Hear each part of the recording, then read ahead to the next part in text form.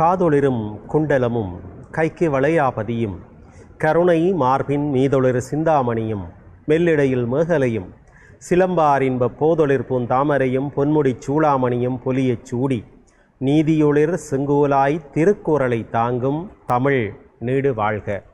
இறைவனையும் தமிழென்னையையும் மனதில் இருத்தி டான் தொலைக்காட்சியின் ஊடாக சொற்சமர் நிகழ்ச்சிக்கு உங்களை அன்பாக வரவேற்பதில் நாங்கள் மகிழ்ச்சி அடைகிறோம்.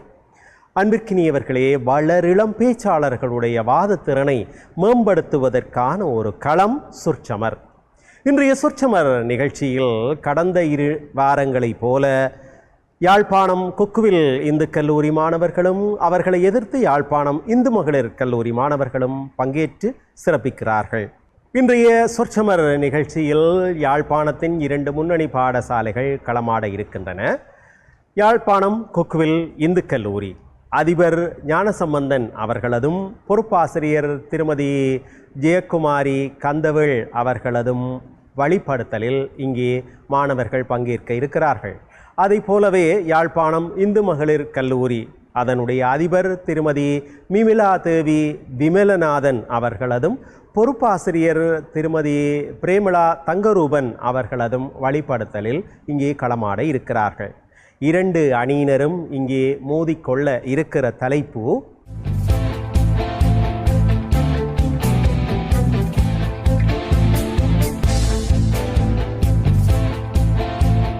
தமிழர் பண்பாட்டினுடைய நிலைபேறு பெரிதும் தங்கியிருப்பது எதில்? கட்டுக்கோப்பான பழமையிலா அல்லது புதுமை நாட்டத்திலா? இதுதான் இன்றைய சொற்சமர் அமைத்திருக்கக்கூடிய தலைப்பு. பண்பெனப்படுவது பாடறிந்தொழுகல் என்பது கலித்தொகை நமக்கு கற்றுத்தருகிற செய்தி. உலக நடைமுறை அறிந்து ஒழுகுவதுதான் பண்பாடு.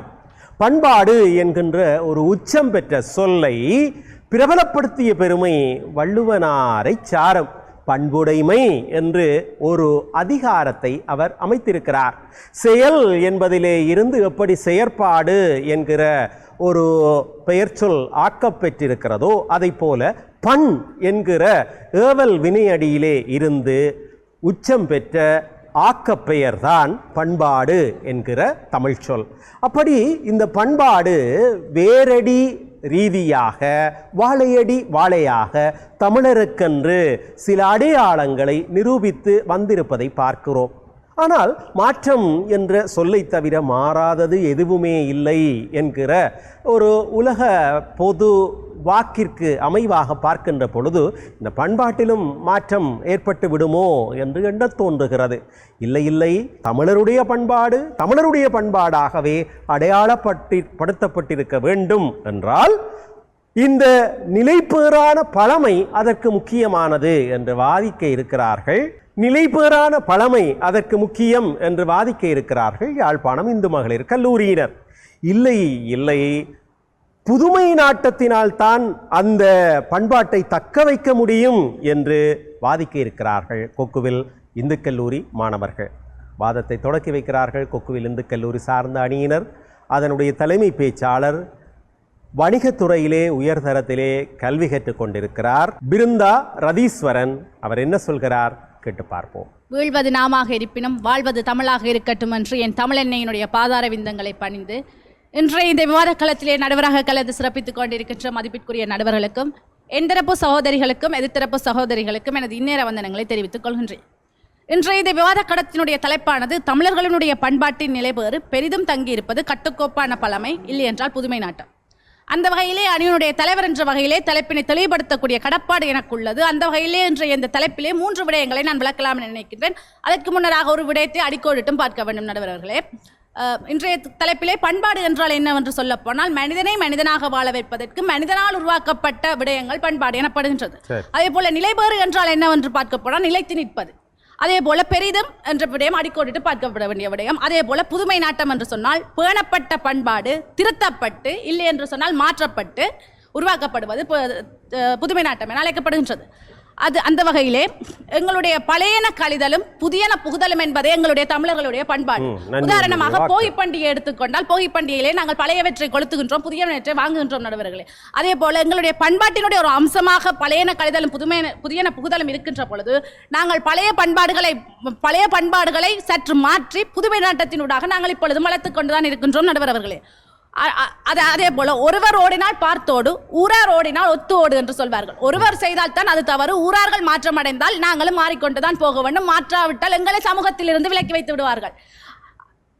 அந்த வகையிலே நாங்கள் பழமையை வைத்துக்கொண்டு பழமையிலே இருந்து கொண்டு நாங்கள் பழையவற்றை பாதுகாக்க முடியாது. நாங்கள் புதிதாக உருவாக வேண்டும். உருவாகின்ற பொழுதுதான் நாங்கள் பழமையை எவ்வாறு பாதுகாத்துக் கொள்ளலாம் என்பதையும் அறிந்து கொள்ள வேண்டும்.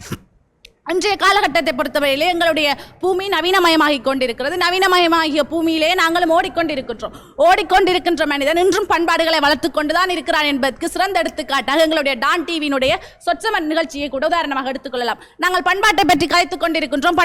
பண்பாட்டில் வளர்கிறதா தாழ்கிறதா என்றும் நாங்கள் கதைத்துக் கொண்டிருக்கிறோம். அவை எல்லாமே எங்களுடைய ஊடகத்தினூடாக புதியவற்றினூடாக புதுமையாக நாட்டத்தினூடாக சமூகத்திற்கு கொண்டு செல்லப்படுகிறது நடுவர் அவர்களே. அதே போல பழைய காலத்திலே ஆயுர்வேத மருத்துவம் இருந்தது, இன்றும் ஆயுர்வேத மருத்துவம் இருக்கின்றது. அந்த ஆயுர்வேத மருத்துவத்தை வைத்துக் கொண்டுதான் ஆங்கில மருத்துவங்கள் கண்டுபிடிக்கப்படுகின்றன. உதாரணமாக வேப்பமெண்ணெயை வைத்துக்கொண்டு குளிசை வடிவிலான மருந்துகள் தயாரிக்கப்பட்டுக் கொண்டிருக்கின்றன. பழையவற்றை வைத்துக்கொண்டு புதியன தயாரிக்கப்பட்டுக் கொண்டிருக்கின்றன. அதுபோல எங்களுடைய பண்பாடு ஆரம்ப காலகட்டத்திலே, தொன்மையான காலகட்டத்திலே எங்களுடைய பண்பாடு என்று சொன்னால் காடுகளிலே வாழுதல், இறைச்சி வகைகளை உண்ணுதல், இலைகளிலே ஆடை இலைகளை அணிதல், அந்த பண்பாடு சேலை தான் எங்களுடைய பண்பாடு என்று வருகின்ற காலகட்டத்திலே நாங்கள் சொல்லியிருக்கலாம் தான் எங்களுடைய பண்பாடு அதுதான், நீங்கள் அதைத்தான் அணிந்து கொள்ள வேண்டும். நாங்கள் மாறிவிட்டோம். அதே போல இன்றைய காலகட்டத்திலே நாங்கள் சேலையிலிருந்து வேறு ஆடைகளுக்கு மாற்றப்பட்டுகிறோமே தவிர மானங்காத்தல் என்ற பண்பாடு இன்றும் இருந்து கொண்டுதான் இருக்கிறது நடுவர் அவர்களே. அடுத்ததாக இன்றைய காலகட்டத்தை பொறுத்தவரை நாசா விஞ்ஞான ஆய்வுக்கூடத்திலே எடுத்து நோக்குவோமானால் நாசா விஞ்ஞான ஆய்வுக்கூடத்திலே முன்னுக்கு நடராய சிலை தான் இருக்கின்றது. நடராய சிலையை தாண்டித்தான் நாசா விஞ்ஞான ஆய்வுக்கூடத்திற்குள்ளே செல்ல வேண்டும். ஒரு விஞ்ஞான ஆய்வுக்கூடத்திலே எங்களுடைய தமிழர்களுடைய பண்பாடு இன்றும் பேணி பாதுகாக்கப்பட்டு வருகிறது என்று சொன்னால் இன்றைய சமூகத்திலேயும் பேணி பாதுகாத்துக் கொண்டுதான் நடுவர் அவர்கள் இருக்கின்றது. அதே போல தாலாட்டு பாட எங்களுடைய பண்பாடு குழந்தைகளை தாலாட்டு பாடி பாட தூங்க வைப்பார்கள். இன்றும் நாங்கள் தாலாட்டு பாடலை போட்டுத்தான் தாலாட்டு பாடல்களை பாடித்தான் தூங்க வைக்கின்றோம். எவ்வாறு பாடுகின்றோம்? போனிலே பாடலை போடுகின்றோம். ஆனால் தாலாட்டு பாடுதல் என்ற பண்பாடு இருக்கின்றது. சற்று மாற்றமடைந்து போனினூடாக பாடல்களை பாடிக்கொண்டிருக்கின்றோம். அது மட்டுமல்லாது முன்னைய காலகட்டத்திலே அதனால்தான் அந்த பிள்ளைகள் போனோடு திரிகிறார்கள் போல. ஆமாம் ஆமாம். அடுத்ததாக வேப்பங்குச்சியினால் பல்லு துலக்கின்ற பண்பாடு இன்றும் இருக்கிறது. இன்று வேப்பங்குச்சிக்கு பதிலாக வேப்பம் இலையை வைத்துக் கொண்டு புதிய வகையான பற்பசைகள், புதிய வகையான மருந்து பொருட்கள் கண்டுபிடிக்கப்பட்டு நாங்களும் இன்று வேப்பம் இலையை வைத்துக் கொண்டுதான் பல்லு துலக்கிக் கொண்டிருக்கிறோம், மறைமுகமாக புதுமை நாட்டத்தினூடாக. ஆகவே நடுவரவர்களே, தமிழர்களுடைய பண்பாட்டினுடைய நிலைபேறு பெரிதும் தங்கி இருப்பது, பெரிதும் என்ற விடயத்தை மீண்டும் ஒரு முறை வலியுறுத்தினே, பெரிதும் தங்கி இருப்பது புதுமை நாட்டத்தினூடாகத்தான் நடுவர்களே. பழமையினால் வைத்துக்கொண்டு பழமையை பாதுகாக்க முடியாது, அதே போல பழமையை வைத்துக்கொண்டு நாங்கள் வாழ்ந்து கொண்டும் இருக்க முடியாது என கூறிக்கொண்டு தொகுப்புரையில் சந்திக்கும் வரை நன்றி கூறி விடைபெறுகின்றேன். நன்றி, வணக்கம். பிருந்தா மிக அழகான ஒரு தொடக்கத்தை தந்திருக்கிறார். தமிழர்களுடைய பண்பாடு நிலைபேறடைந்திருக்க வேண்டும் என்பதிலே இரண்டு அணியினரும் ஒத்துக்கொள்கிறார்கள். அது எவ்வாறு சாத்தியப்படும் என்றால் பழமை நாட்டத்தினால் என்பது இந்து மகளிர் கல்லூரியினருடைய வாதம். இல்லை புதுமை நாட்டத்தினால் என்பது கொக்குவில் இந்து கல்லூரியினுடைய வாதம். இப்போது கொக்குவில் இந்து கல்லூரி தன்னுடைய தலைமை வாதத்தை முன்வைத்த நிலையில் அதற்கு பதிலளித்து தங்களுடைய தலைமை வாதத்தை முன்வைக்க வேண்டிய பொறுப்பு யாழ்ப்பாணம் இந்து மகளிர் கல்லூரியினருக்கு இருக்கிறது. இந்து மகளிர் கல்லூரியினுடைய அணி தலைவி செல்வி நிதுஷா விஜயகுமார், அவர் உயிரியல் துறையிலே கல்வி பயில்கிற மாணவி, பழமை நாட்டமே என்று பேச வருகிறார். அவர் என்ன சொல்கிறார் கேட்போம். மாண்புமிகு தலைவர் அவர்களுக்கும் அவையில் நிறைந்துள்ள என் அன்பு நண்பர்களுக்கும் நேயமிகு நெஞ்சங்களுக்கும் என்னுடைய இனிவான வணக்கங்கள். அந்த வகையில் தலைப்பு தமிழர் பண்பாட்டின் நிலைபேறு பெரிதும் தங்கியிருப்பது கட்டுக்கோப்பான பழமையிலா அல்லது புதுமை நாட்டத்திலா என்பது. இதில் நடுவரவர்களினுடைய கூற்றுக்கு நான் முதலில் வந்து விடுகிறேன். அவர் கூறியிருந்தார், பண்பாடு என்றால் என்ன என்று கலித்தொகை எங்களுக்கு கூறுவதாக கூறியிருந்தார். என்றால் அந்த கலித்தொகை என்கின்ற பழமை வாய்ந்த நூல் எங்களுக்கு எடுத்து எம்புகிறது. அதனை நாங்கள் இன்றும் கட்டி காத்திருக்கிறோம். அந்த பழமையினை காத்தபடியால் எங்களுக்கு பண்பாடு என்றால் என்ன என்பதை நாங்கள் அதிலிருந்து அறிந்திருக்கிறோம். அடுத்ததாக எதிரணி தலைவி சொல்லியிருந்தார், அதுக்கு மேல் நான் தலைப்பையும் விளக்கி விடுகிறேன், கடப்பாடும் எனக்கு உள்ளதல்லவா என்ற வகையில் பண்பாடு என்பது மனிதனுடைய சகலதையும் உள்ளடக்கும். உதாரணமாக டிபி டெய்லர் அவர்கள் கூறுகின்றார், அறிவு, வழிபாடு, கலைகள், சட்டம், கலாச்சாரம், பழக்க வழக்கம் என்ற சகலதும் பண்பாட்டுக்குரிய அம்சங்களாக போற்றப்படுகின்றன. இதில் தமிழர்களுடைய பண்பாடு என்று நாங்கள் பார்க்கின்ற பொழுது எதிரணி தலைவி அவர்கள் கூறியிருந்தார், பழையதை வைத்துக்கொண்டு நாங்கள் புதியதை தயாரிக்கிறோமா. குறிப்பாக என் துறை சார்ந்த மருத்துவத்தினையே அவர்கள் எடுத்து இயம்பியிருந்தால், இன்று பழையது அவ்வாறு இருக்கிறது என்று கூறியபடியால், அதாவது அந்த மூலிகைகளை வைத்துக்கொண்டு அதனை புதிய மருந்துகளை கண்டுபிடிக்கலாம், அதற்கான அடித்தளத்தினை கட்டுக்கோப்பான பழமை இட்டிருக்கிறது. அதை நாங்கள் கட்டி காத்து எங்களுடைய தமிழ் பண்பாட்டை நிலைபெறடைய செய்திருக்கிறோம் என்று நான் என் வாதத்தினை உறுதியாக சொல்ல விரும்புகிறேன். அடுத்ததாக, தமிழர்களுடைய பண்பாடு என்பது சில குறிக்கோள்களினை அடிப்படையாக கொண்டதாக அமைந்திருக்கிறது. அதாவது மக்கள் நல கொள்கை. அது தமிழர்களுடைய, தமிழன் என்று சொல்லடா தலை நிமிர்ந்து நில்லடா என்று சொல்ல காரணம் அவன் பின்பற்றிய அந்த பண்பாடுகளும் அவை உணர்த்தி நிற்கின்ற குறிக்கோள்களும் தான். மக்கள் நலமாக இருக்க வேண்டும் என்று சிவி சக்கரவர்த்தி சொல்கிறார். அதாவது சிவி சக்கரவர்த்தியானவன் தன்னுடைய தசை இழப்பதாக கவலை கொள்ளவில்லை, ஆனால் அந்த புறாவினை காப்பாற்றுகின்ற எண்ணம் கொண்டவனாக இருக்கிறார்.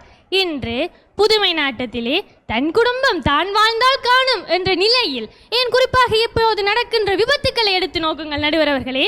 தமிழனாக இருந்தால் என்ன, மனிதனாக இருந்தால் என்ன, பண்பாடை இழந்தவனாகத்தான் இருக்கிறான். அந்த பண்பாடும் இல்லை, அதற்கான நிலைபெறும் இல்லை.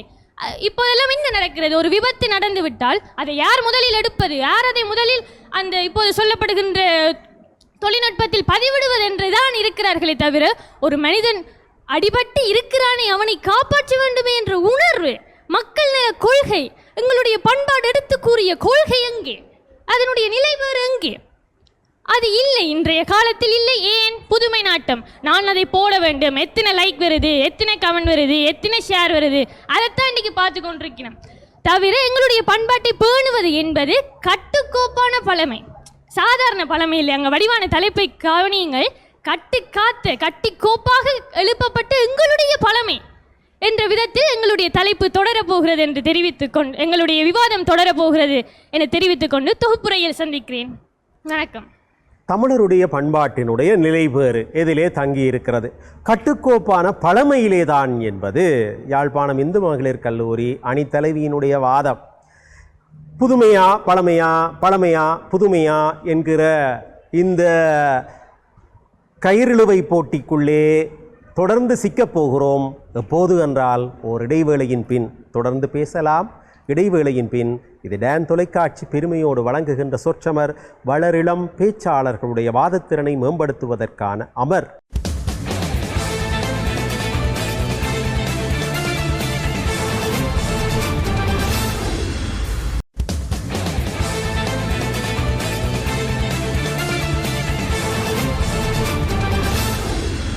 இடைவேளையை தொடர்ந்து மீண்டும் சந்திக்கிறோம். இது டான் தொலைக்காட்சி பெருமையோடு வழங்குகிற சொற்றமர்.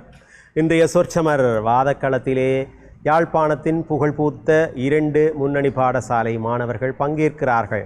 யாழ்ப்பாணம் இந்து மகளிர் கல்லூரி, அவர்களை எதிர்த்து கொக்குவில் இந்து கல்லூரி. தமிழருடைய பண்பாட்டின் நிலைபேறு அது எதிலே தங்கி இருக்கிறது? கட்டுக்கோப்பான பழமையிலா அல்லது புதுமை நாட்டத்திலா? இதுதான் இன்றைய தலைப்பு. புதுமை நாட்டத்திலே என்று பேசி தொடர்ந்து இந்த வாதக்களத்தை முன்னகர்த்தி செல்ல வருகிறார் கொக்குவில் இந்து கல்லூரியினுடைய அணி சேர்க்கிற பேச்சாளர், கொக்குவில் இந்து கல்லூரியினுடைய அணி சேர்க்கிற பேச்சாளர் ஜதீஸ்கா செல்வராஜா. அவர் என்ன சொல்கிறார் கேட்போம். எல்லாம் வல்ல கந்த பெருமானை மனதில் நிறுத்தி கொண்டு நடுவர் அவர்களுக்கும் அவையிலுள்ள சகோதர சகோதரிகளுக்கும் நேயர்களுக்கும் இந்நேர வணக்கங்களை தெரிவித்துக் கொண்டு இன்றைய எமது விவாத தலைப்பானது தமிழர் பண்பாட்டின் நிலைபேறு பெரிதும் தங்கியிருப்பது கட்டுக்கோப்பான பழமையிலா அல்லது புதுமை நாட்டத்திலா, புதுமை நாட்டத்திலே என்னும் கருத்தை முன்வைக்கலாம் என வந்திருக்கின்றேன். அதற்கு முன் பண்பாடு பற்றிய வரைவிலக்கணம் ஒன்றை கூற விரும்புகின்றேன். பண்பாடு என்பது சமூகத்தின் உறுப்பினர்களின் கருத்து நலம், ஒழுக்க நலம், கொள்கை நலம் போன்றதான நலன்கள் மென்மேலும் பொருந்தியதான ஒரு நடைமுறையே பண்பாடு. இங்கு நாம் அடிக்கோட்டிட்டு காட்டப்பட வேண்டியது மென்மேலும் திருந்திய, அதாவது திருத்தமான ஒன்றே பண்பாடு என்று இங்கு வரைவிலக்கணத்திலே குறிப்பிடப்பட்டுள்ளது. அந்த வகையிலே தமிழ் கலாச்சாரமானது தமிழர்களின் பண்பாட்டையே வெளிப்படுத்துகின்றது. தமிழர்களின் பண்பாடானது தனியே ஒரு சில நாடுகளுக்கென்று மட்டுமல்லாது இலங்கை, இந்தியா, மலேசியா, சிங்கப்பூர் என போன்ற வெளிநாடுகளிலுமே பரவி வேரூன்றி தனது பண்பாட்டை வழிகாட்டி நிற்கின்றது. அந்த வகையிலே நாம் பழமை மட்டுமே பண்பாட்டை நிலைபெறும் என்று கூறுவது நாம் ஏற்றுக்கொள்ள முடியாத ஒன்றாகும். அந்த வகையிலே தமிழர்களின் பண்பாடானது இன்று புதுமைப்படுத்தப்பட்ட நாட்டத்திலே மிகவும் செழிப்பாக வளர்ச்சியடைந்து கொண்டிருக்கின்றது என்பதை நாம் ஏற்றுக்கொள்ள வேண்டியதாகவே இருக்கின்றது. நடுவர் ஐயா அவர்களே, நான் ஒரு முறை திருமண நிகழ்வொன்றிற்கு சென்றிருந்தேன். அங்கு நான் பார்த்தோம் என்றால் மேள கச்சேரியெல்லாம் பாட்டுகள் எல்லாம் கேட்கின்றது. என்னடா அங்கு மேளம் வாசிப்பவர்களை காணவில்லை என்றால் அங்கே ஒளிபெருக்கியின் மூலம் ஒளிபரப்பு செய்து கொண்டிருந்தார்கள். அதன் மூலம் மேளம், தவில், நாதஸ்வரம் போன்றதான பண்பாட்டு முக்கியத்துவம் அந்த கச்சேரிகள் இன்றும் சிறப்பாக இடம்பெற்று கொண்டிருப்பது புதுமை நாட்டத்தினால் தான் என்பதை இங்கு மிக சிறப்பாக கூற விரும்புகின்றேன். அடுத்ததாக எதிர்த்தரப்பு சகோதரி அவர்கள் கூறியிருந்த கலித்தொகையிலே பண்பாடு பற்றி கூறுகின்றது. இன்று அவர் கலித்தொகையை பார்த்தார்களா? இல்லை. கலித்தொகை நூலை சென்று நேரடியாக பார்த்தார்களா? இல்லை. இன்று தொலைபேசியிலே கலித்தொகை சார்ந்த நூல் தொடர்பான அனைத்து விடயங்களும் தொலைபேசியிலே காட்டப்பட்டிருக்கிறார். அதன் மூலமே இன்றைய இளம் சமுதாயத்தினர் கலித்தொகை நூலோ அல்லது வேறு பழமை வாய்ந்த நூல்களை பற்றி அறியக்கூடியதாக இருப்பது தமிழரின் பண்பாடு நிலைபெறு புதுமை நாட்டத்திலே தங்கியிருப்பது என்பதை மிக சிறப்பாக வெளிப்படுத்துகிறது. அண்மையில் ஐயா இளைய தளபதி விஜய் அவர்களின் மெர்சல் திரைப்படம் ஒன்றை பார்த்திருந்தேன். அதிலே ஒரு பாட்டு வருகின்றது, ஆலப்போரான் தமிழன் உலகம் எல்லாமே என்ற ஒரு பாட்டு மிக இன்று வரை மிக சிறப்பாக இளைஞர் மத்தியிலே மிக விழிப்பாக ஒரு பாட்டு கூறப்பட்டிருக்கின்றது என்பது புதுமை நாட்டத்தினை என்பதை வழிகாட்டுகின்றது ஐயா. அதன் மூலம் இன்றைய இளம் சமுதாயத்தினர் தமிழ் மீதான பற்றும் ஆதரவும் பெருகி காணப்படுகின்றது என்பதை நான் இங்கு எடுத்து காட்டுகின்றேன் ஐயா. மற்றும் ஒரு முறை கூற விரும்புவது என்பது இன்றைய உணவு பழக்க வழக்கங்களை நாம் பார்த்தோமானால் அண்மையிலே ஒரு பூப்புனித நீராட்டு விழாவிற்கு சென்றேன் ஐயா. அங்கு பார்த்தேன் வாழை இலையிலே சாப்பாடு போட்டு சாப்பிட்டு கொண்டிருந்தார்கள். என்னடா என்று நான் போய் பார்த்தேன், அது வாழை இலை இல்லை ஐயா, அது பேப்பர் துண்டிலே செய்யப்பட்டிருக்கிற வாழை இலை போன்றதான ஒரு பாத்திரம், அதிலே சாப்பிட்டு கொண்டிருக்கின்றார்கள். அதன் மூலம் தமிழர்கள் வாழை இலையிலே போட்டு சாப்பிடும் பண்பாடு வந்திருக்கின்றது என்பதை நான் இங்கு கூற விரும்புகின்றேன் ஐயா. அத்துடன் எமது கருத்தினை நிறைவு செய்கின்றேன். நன்றி, வணக்கம். ஜதீஸ்காவினுடைய அழகான வாதத்தை இதுகாரும் பார்த்திருந்தோம். அவர் திருமணச் சடங்கிற்கு போயிருக்கிறார், பூப்புன நீராட்டு விழாவிற்கு போயிருக்கிறார். அதிலே எல்லாம் சும்மா போய் நிற்காமல் அங்கு என்ன நடைபெறுகிறது, எப்படி பண்பாட்டை பேணுகிறார்கள் என்பதை அவதானித்திருக்கிறார்.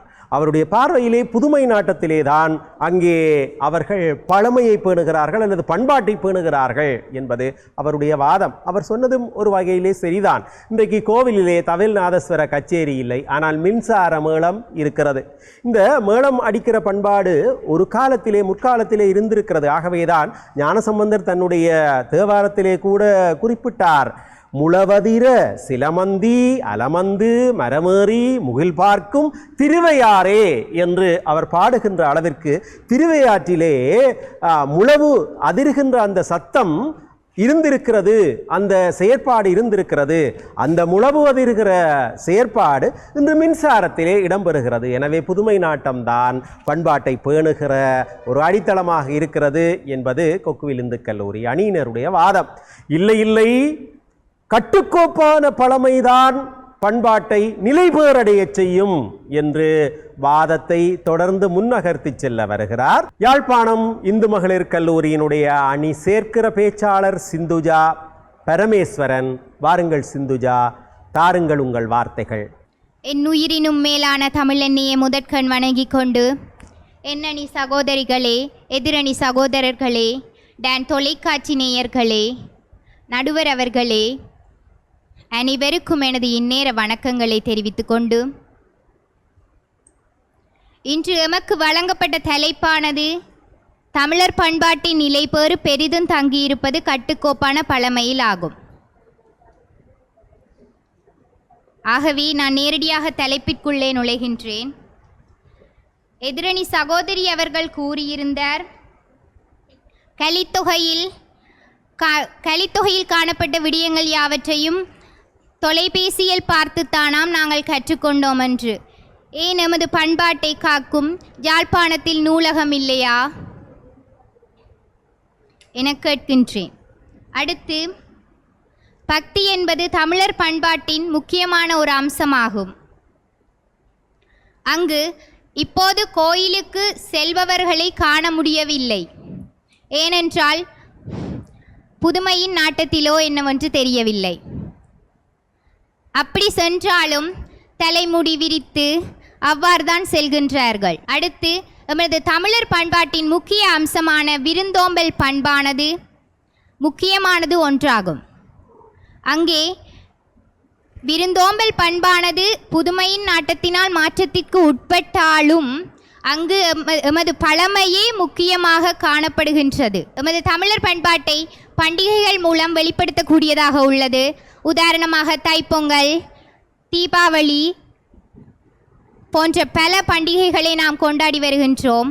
மூத்தோர் சொல் பேணுதல் என பல வகைப்பட்ட பண்பாடுகளை நாம் காத்து கொண்டு வருகின்றோம். வாய்ப்பளித்தமைக்கு நன்றி. சிந்துஜா பரமேஸ்வரன் அவர் ஆரம்ப நிலை பேச்சாளர். இந்த நிகழ்ச்சி மூலம்தான் அறிமுகமாகிறார். எனவே அவரது பேச்சிலே சற்று தடங்கல்கள் அல்லது பயம் கலந்த வெளிப்பாடுகள் இருந்தமையை நாங்கள் பார்த்தோம். பழகத்தான் செந்தமிழும் நாப்பழக்கம் என்று சொல்வார்கள். அந்த பழக்கத்தினூடாகத்தான் அவர் தன்னுடைய ஆளுமையை வளர்த்து கொள்வார் என்று நாங்கள் எதிர்பார்க்கிறோம். இந்த நிலையில் தமிழருடைய பண்பாட்டு கோலங்கள் என்று பேடப்படுகிறது என்றால் பழமை நாட்டத்தினாலே தான், அது கட்டுக்கோப்பான பழமையினாலே தான் அது சாத்தியப்படுகிறது என்பது அவருடைய வாதம். இன்றைக்கு பண்டிகைகளை நாங்கள் கொண்டாடுகிறோமே, தைப்பொங்கலாகட்டும், புது வருட பிறப்பாகட்டும், தீபாவளியாகட்டும், ஏன் விரதங்கள் என்கிற நியமங்களாகட்டும், இவற்றையெல்லாம் நாங்கள் இன்றைய காலகட்டத்தோடு ஒட்டி கொண்டாடினாலும் அந்த பழமையான கட்டுக்கோப்பை, சூரியனுக்கு படையலிடுகிற பழமையான கட்டுக்கோப்பை வைத்திருக்கிறோம். அதை போல கோவிலுக்கு போய் வணங்கி புது வருட கைவிசேடம் கொடுக்கிற பழமையான கட்டுக்கோப்பை நாங்கள் கொண்டிருக்கிறோம். இன்றைக்கு புதிய அன்பளிப்புகளை கொடுக்கலாம், ஆனால் பழமையான கட்டுக்கோப்பு இருக்கிறது. இப்படி பழமையான கட்டுக்கோப்பிலே தான் தமிழருடைய பண்பாடு இன்றைக்கு நிலைபேறடைந்திருக்கிறது என்பது அவருடைய வாதம். அதை சொல்வதற்குத்தான் அவர் முயன்றிருக்கிறார் என்று நான் நினைக்கிறேன். தொடர்ந்து வாத பிரதிவாதங்களை வளர்த்து செல்லலாம். அதற்கு முன்னர் சிறியதோர் இடைவேளையை தொடர்ந்து மீண்டும் சந்திக்கலாம். இது டான் தொலைக்காட்சி பெருமையோடு வழங்குகின்ற சொற்றமர். வளருமிளம் பேச்சாளர்களுடைய வாதத்திறனை மேம்படுத்துவதற்கான அமர்.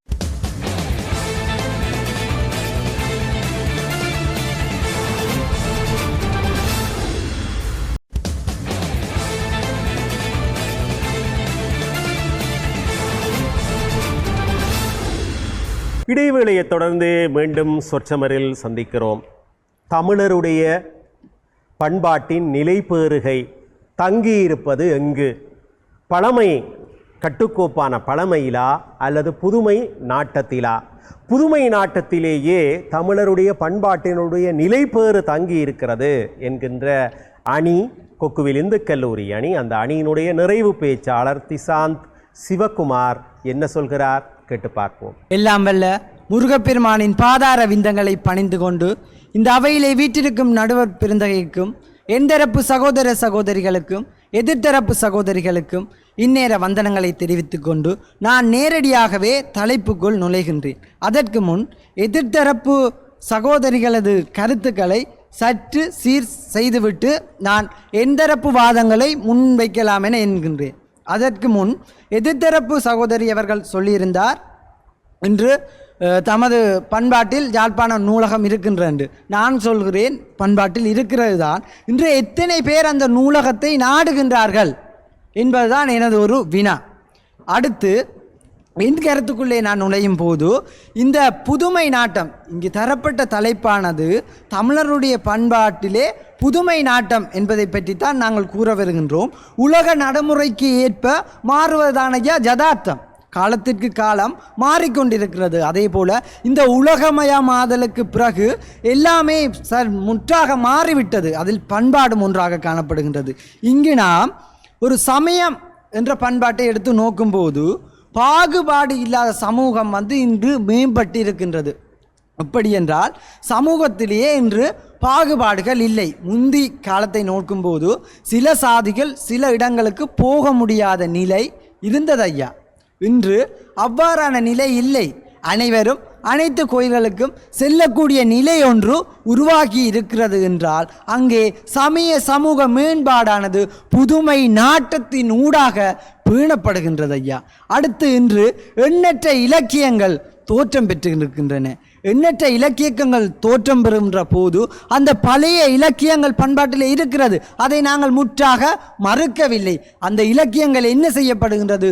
புதுமை நாட்டத்தினூடாக தரவேற்றம் பெறுகின்றது. அதாவது எப்படி என்று பார்த்தால் முந்தைய காலத்திலே குருகுல கல்வி இருந்தது, அதை நாம் மறுக்கவில்லை.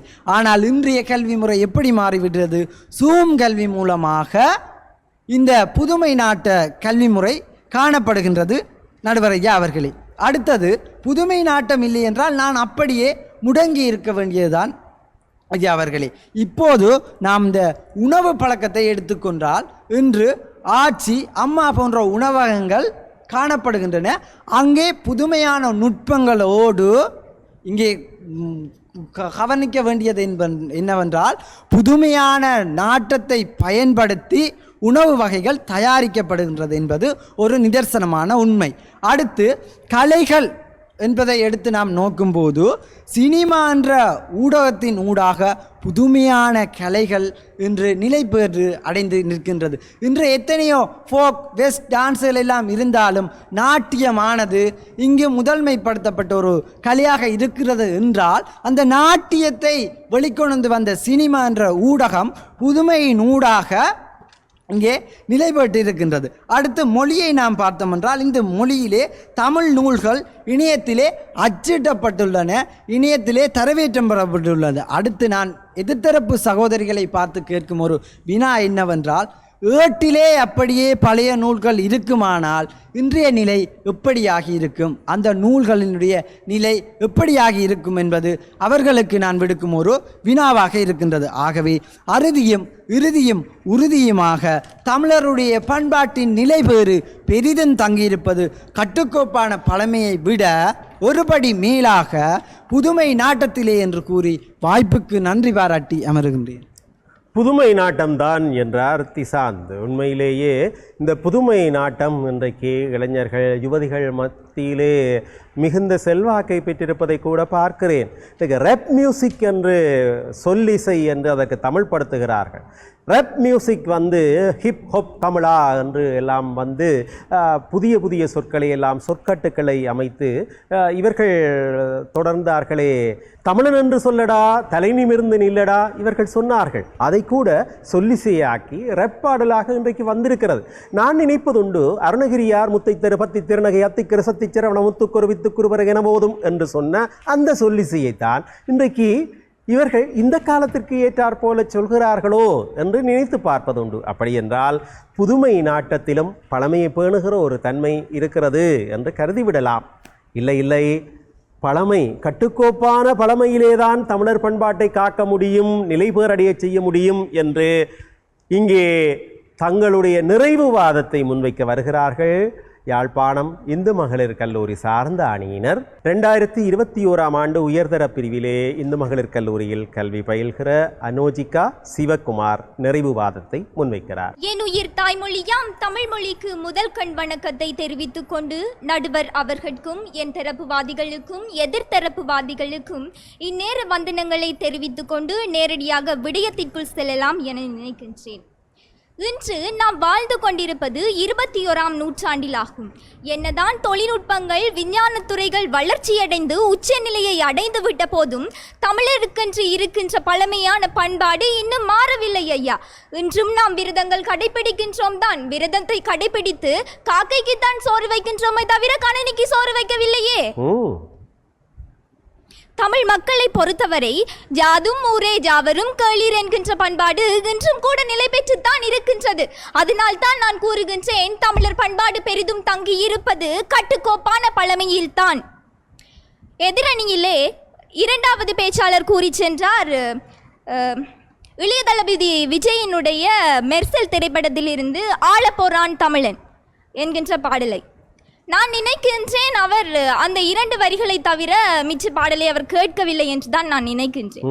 ஏனென்றால் 3வது வரி, வீரண்ணா யாருன்னு இந்த நாட்டுக்கே அவன் சொன்னானே, வாயில்லா மாட்டுக்கும் அவன் நீதியை தந்தானே என்று, நீதிக்கு கூட மனுநீதி, நீதி என்றால் மனுநீதி கண்ட சோழன் தான் என்று அன்று தொடக்கம் இன்று வரை கட்டி எழுப்பப்பட்டு வந்த பழமையினால் தான் இந்த பாடல் உருவாகி இருக்கின்றது என்று நான் அடித்து கூறுகின்றேன்.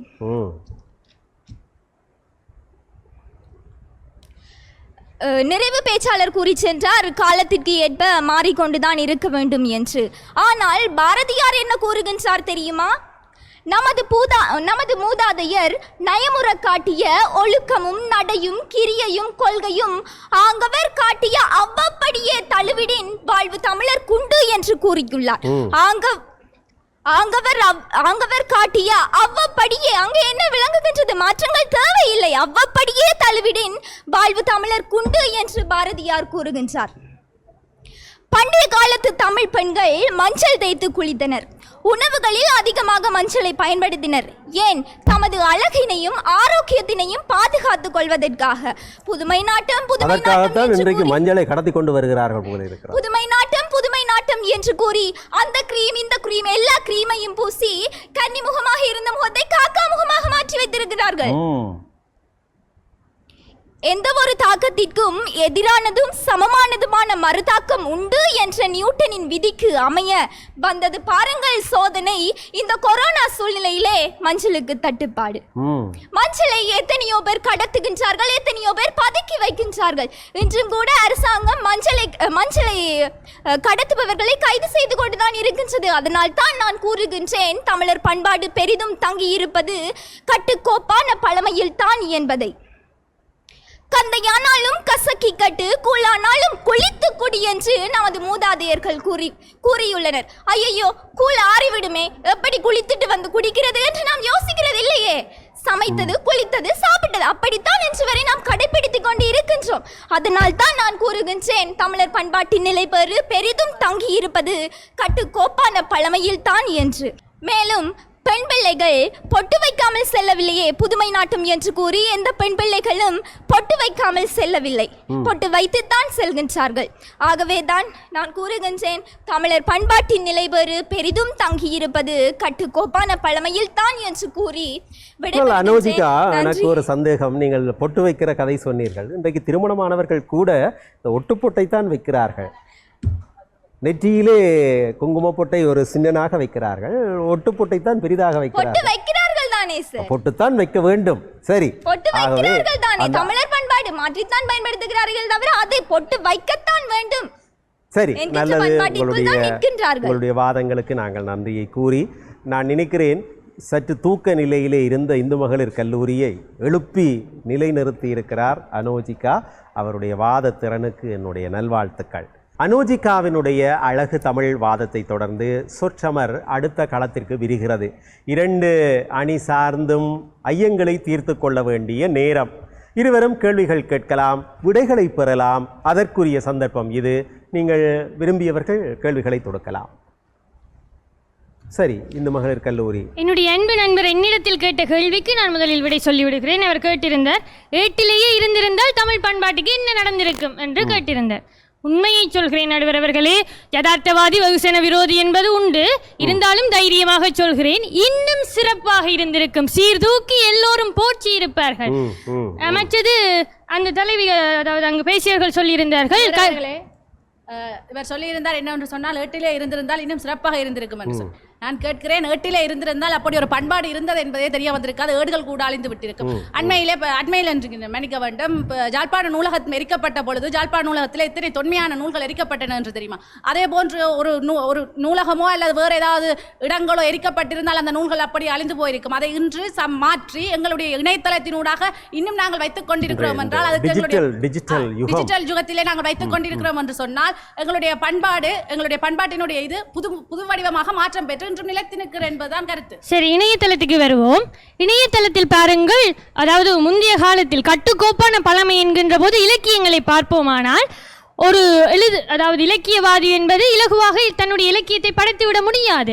அவர்கள் எத்தனையோ பேரிடம் அதுக்கான அனுமதிகளை பெற்று அது சார்ந்த விவாதங்கள் எல்லாம் நடத்தி அதற்கு பிறகு அந்த இலக்கியம் வெளிவந்து தமிழருடைய பண்பாட்டை காத்து நிற்கும். இன்று இணையத்தில் அரங்கேற்றத்திற்காக எவ்வளவு கஷ்டப்பட்டார். முகமைந்துளான் என்று சொன்ன மாத்திரத்திலேயே எத்தனை பேர் பிழைப்பிடித்தார்கள். ஆகவே எல்லோரும் இலக்கியக்காரர்களாக ஆகிவிட முடியாது என்பது நீங்கள் சொல்கிற முடிக்கவில்லை. பொருங்கள், இணையதளத்தில் பண்பாட்டின் நிலைவர் என்று சொல்லி இருந்தோம். அந்த வகையில் இன்று இணையதளத்தில் யாராவது, அதாவது ஒரு குறித்த ஒரு விடயம் சார்ந்த அறிவுள்ளவர்கள் அதனை பதிவேற்றக்கூடிய வசதி கொண்டதாக அந்த இணையதளம் இருக்கிறது. அதை பார்க்கின்ற பொழுது எத்தனை பேர் அதனை சீர்தூக்கி ஆராய்ந்து பார்ப்பார்கள் என்று தெரியாது. அதை அந்த ஒரு இலக்கியத்தை வைத்துக் கொண்டு இதுதான் எங்களோட பண்பாடு என்ற நிலைமைக்கெல்லாம் வருகிறார்கள். அங்கு பண்பாடு நிலைவரடையவில்லை. கூழாங்கற்கள் எல்லாம் மெலிந்து விட்டன. இதற்கு என்ன சொல்ல போகிறீர்கள்? அவர்களே, ஆரம்ப காலகட்டத்தை பொறுத்தவரை ஒரு இலக்கியம் எழுத வேண்டும் என்று சொன்னால் நிறைய பொருட்கள் செலவாகும், நிறைய பணம் செலவாகும். ஆனால் இன்றைய காலகட்டத்தில் இணையதளம் என்று ஒன்று இருக்கின்றபடியா 49 ரூபாய்க்கு டேட்டா கார்டு வாங்கி போட்டால் எவ்வாறான அறிவுள்ள சமூகத்திலே இன்று மக்கள் வாழ்ந்து கொண்டிருக்கிறார்கள். அவர்களுடைய சமூகத்திலே அறிவுகள் அவர்களுக்கு வழிகாட்ட முடியாத சூழ்நிலை இருக்கின்றது. ஆனால் இன்றைய 49 ரூபாய் டேட்டா கார்டில் அவர்களுடைய கருத்துக்கள், அவர்களுடைய கவிதைகள் இன்றும் வெளிவந்து கொண்டுதான் இருக்கிறது. அதைத்தான் அவர் ஆபத்து என்று சொல்கிறார். கட்டுக்கோப்பான பழமை இல்லாவிட்டால் 49 ரூபாய் டேட்டா கார்டோட குப்பைகள் எல்லாம் மெலிந்து விடும் என்பதுதான் அவருடைய வாதம். குப்பைகள் மலிந்து விட்டால் நடுவர்களே, பண்டைய காலத்திலே எங்களுடைய இலக்கியங்களிலே இல்லையா காமம் சம்பந்தமான இலக்கியங்கள் இல்லையா? இல்லை என்று சொன்னால் பெண்களை காட்சி பொருளாகவும் கவர்ச்சி பொருளாகவும் பார்க்கின்ற இலக்கியங்கள் இல்லையா? நாங்கள் தான் அன்னப்பறவை போல பார்க்க வேண்டும், எது நல்லது எது தவறானது. சரி, அதற்கு விடுவோம். அடுத்தது உணவகங்கள், ஆட்சி உணவகம், அம்மா உணவகங்கள் என்று கூறியிருந்தார். அன்று தமிழர் பண்பாடு கட்டுக்கோப்பான பழமையினை பாருங்கள். பிறந்த குழந்தையினை எடுத்து மறுத்து வச்சு பாடுவாள். இப்படியெல்லாம் உனக்கு உறவு இருக்கு, அத்தை இருக்கு, மாமன் இருக்கு, சித்தப்பா இருக்கு, சித்தி இருக்கு, பாட்டன் இருக்கு, பூட்டி இருக்கு.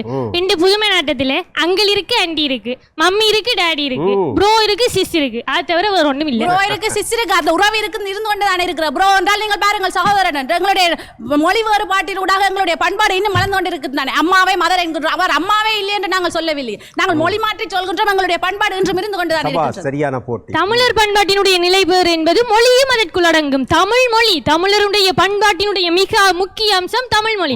மொழியினை மாற்றிவிட்டு நீங்கள் பண்பாடிக்காக போகிறீர்கள். நான் ஆரம்பத்திலே சொல்லியிருந்த நடுவர்களே, ஊரார் ஓடினால் ஒத்து ஓட வேண்டும் என்று. நான் மட்டும் அம்மா அம்மா என்று சொல்லிக் கொண்டிருந்தால் சமூகத்தினை இன்னொரு வேடிக்கையாக பார்ப்பார்கள். அந்த வகையினாலே நாங்கள் எங்களுடைய அம்மா என்ற உறவு இருக்கிறதானால் நாங்கள் மதர் என்று கூப்பிடுகின்றோம்.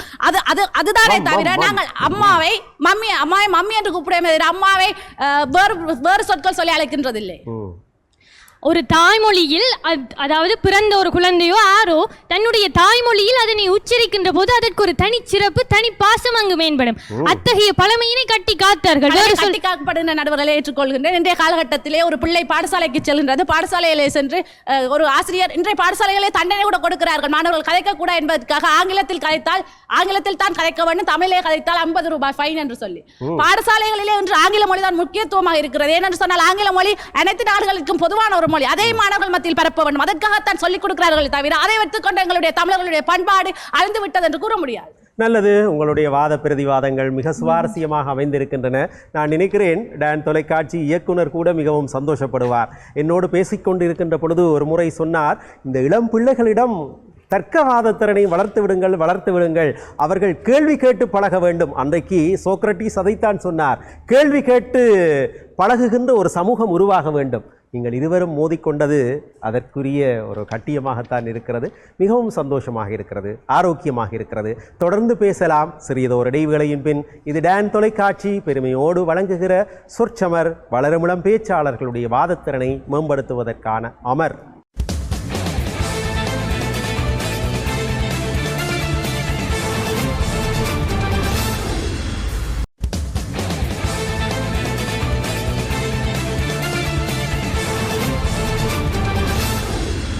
இடைவேளையை தொடர்ந்து மீண்டும் சந்திக்கிறோம்.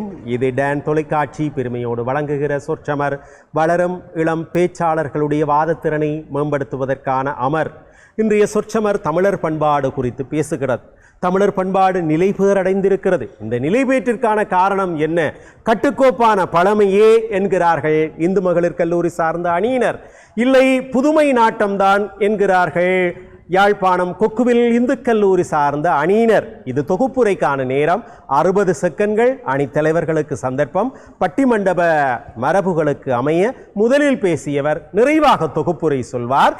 ஆக இப்பொழுது யாழ்ப்பாணம் இந்து மகளிர் கல்லூரி அணித்தலைவி தொகுப்புரையோடு சந்திக்கிறார். கட்டுக்கோப்பான பழமையே என்பது அவருடைய வாதம். 60 செகண்ட்கள் சந்தர்ப்பம். அந்த வகையில் கட்டுக்கோப்பான பழமை பண்பாட்டினை நிலைபெறடைய செய்திருக்கிறது என்ற ரீதியில் நாங்கள் குறிப்பிட்டிருந்தோம். நடுவர் அவர்களுடைய வாசகமாகிய கலித்தொகையினை எடுத்து காட்டியிருந்தோம். அவர் பழமை வழி வந்தவர், கட்டுக்கோப்பான பழமைக்கு பழக்கப்பட்டவர் என்று அவர் சொல்லவில்லை என்றால் எனக்கு தெரியாதது என்ற விதத்தில் நான் கட்டுக்கோப்பான பழமையின் முக்கியத்துவம் பண்பாட்டினை நிலைபெறுத்துவதில் என்றதை கூறியிருந்தேன். அடுத்தது கூறியிருந்தேன், இணையதளங்களில் என்ன கண்டதே காட்சி கொண்டதே கோலம் போல எல்லாவற்றையும் பதிவிடலாம். எனவே அதில் நிலைபெறு என்பது அதாவது பண்பாடே சந்தேகத்துக்குரியதாக இருக்கிறது என்பதை வலியுறுத்தி இருந்தோம். அதை விடுத்து கோயில்களுக்கு செல்கின்ற மரபு, பண்பாட்டை மாற்றுகிறீர்கள் என்ற போதில், அதாவது திருத்துகிறீர்கள் என்ற போர்வையிலே நீங்கள் அதை திசை மாற்றி விடுகிறீர்கள் என்ற ரீதியில் எங்களுடைய வாதத்தினை அமைத்திருந்தோம். அவர்கள் கூறிய பல கருத்துக்கள் எங்களாலும் அதாவது அதனை மாற்றியளிக்கப்பட்டதாக அமைந்திருந்தது. எனவே எங்களுடைய தாய் தந்தையர் மூதாதையர் எமக்கு கட்டுக்கோப்பாக சொல்லி சொல்லி வளர்த்தபடியால் தான் இன்று ஏதோ புதுமை நாட்டத்தில் தப்பி பிழைத்து தமிழர் பண்பாட்டை நிலைபெறடைய செய்து கொண்டு இருக்கிறோம் என்று கூறி, அதற்கு இந்த கொரோனா காலகட்டமும் மிகப்பெரிய சான்று என்பதனை கூறி விடைபெறுகிறேன். நன்றி, வணக்கம். புதுமை நாட்டமே என்கின்ற அணியினுடைய தலைவி, கொக்குவில் இந்து கல்லூரியினுடைய மாணவி பிருந்தா. 60 செகண்ட்கள் தொகுப்புரைக்காக. நடுவர் அவர்களே, கட்டாயம் ஆலயம் சென்றுதான் இறைவனை வழிபட வேண்டும் என்ற கடப்பாடு உள்ளதா இல்லது சட்டம் இருக்கின்றது? ஆலயத்திற்கு செல்ல முடியாத பெண்கள் கூட இருக்கிறார்கள். அவர்கள் ஓம் டிவியின் ஊடாக ஆலயத்திலே நடக்கின்ற விடயங்களை நேரடியாக பார்த்துக் கொண்டுதான் இருக்கிறார்கள். அது மட்டுமல்லாது அவர்கள் கூறியிருந்தார்கள் சிபி சக்கரவர்த்தி தானம் வழங்கினார் என்று சொல்லி. இன்று தானம் வழங்குவதற்கு யாரும் இல்லை, அவர்கள் தங்கள் குடும்பத்தையே பார்த்துக் கொண்டிருக்கிறார்கள் என்று நடுவர் ஆரம்பத்திலே சொல்லியிருந்தால், எங்களுடைய போட்டி முடிவிலே ஒரு கல்விமான் எங்களுக்கு சிறு பரிசு தொகையை வழங்குவதாக கூறியிருந்தார்.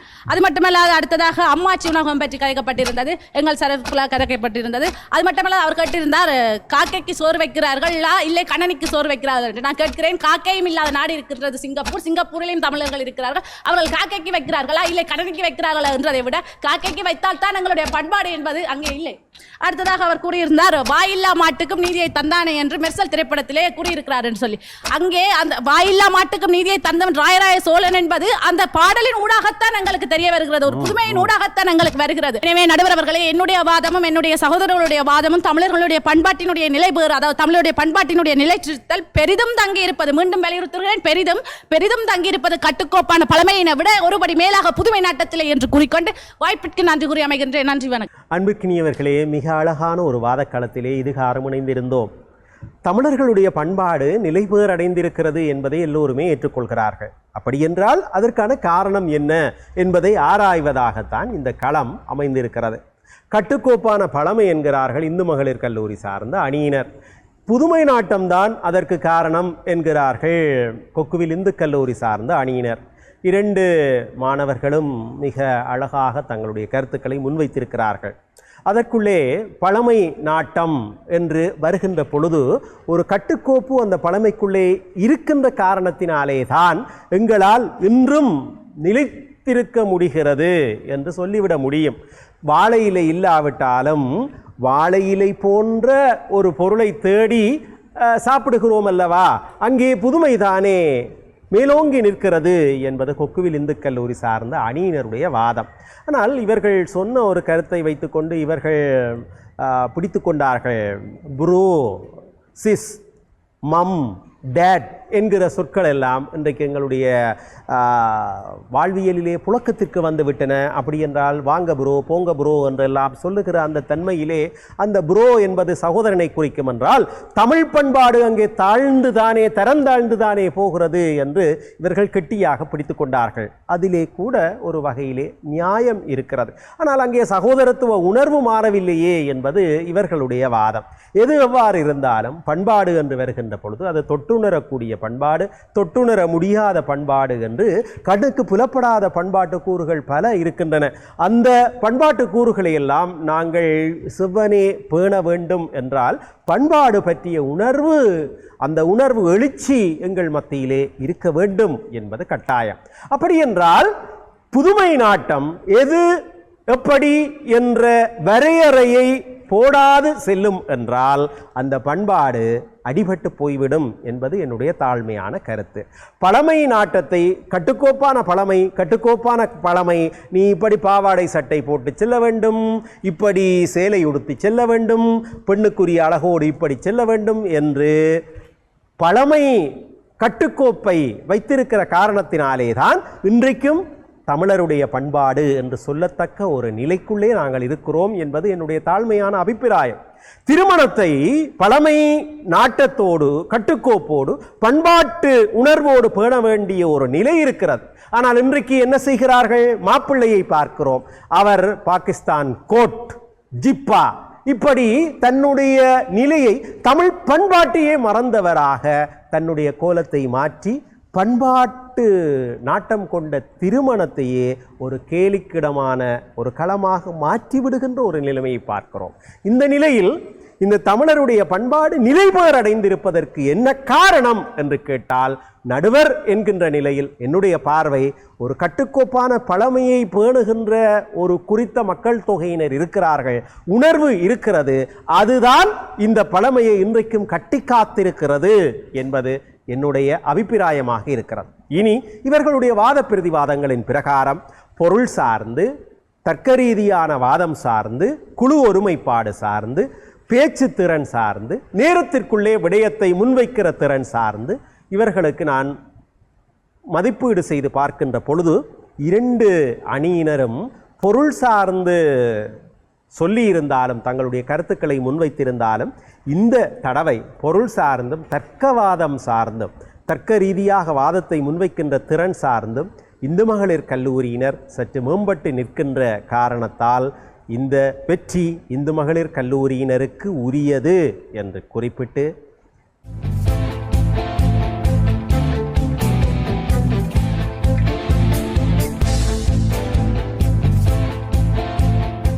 இப்படியான ஒரு நிகழ்ச்சியில் நீங்களும் பங்கேற்க வேண்டும் என்று ஆர்வம் கொண்டால் நீங்கள் செய்ய வேண்டியது இதுதான். தயாரிப்பாளர் சொற்சமர் டான் தொலைக்காட்சி, இலக்கம் 707, ஆஸ்பத்திரி வீதி, யாழ்ப்பாணம் என்கின்ற முகவரிக்கு நீங்கள் கடிதம் ஒன்று எழுதி அனுப்பினால் நிகழ்ச்சி தயாரிப்பாளர் டான் தொலைக்காட்சியின் மனிதவள முகாமையாளர் திரு செல்வச்சந்திரன் உங்களோடு தொடர்பு கொள்வார் என்கின்ற தகவலை முன்வைத்து மீண்டும் மற்றுமோர் நிகழ்ச்சியில் உங்களோடு கலந்து கொள்ளும் வரை நிகழ்ச்சி ஒளிப்பதிவில் உதவிய அத்தனை தொழில்நுட்ப கலைஞர்களுக்கும் டான் குழுமத்திற்கும் என்னுடைய அன்பான நன்றியை கூறி மீண்டும் மற்றுமோர் நிகழ்ச்சியில் சந்திக்கும் வரை வணக்கம் கூறி விடைபெறுகிறேன். நன்றி, வணக்கம்.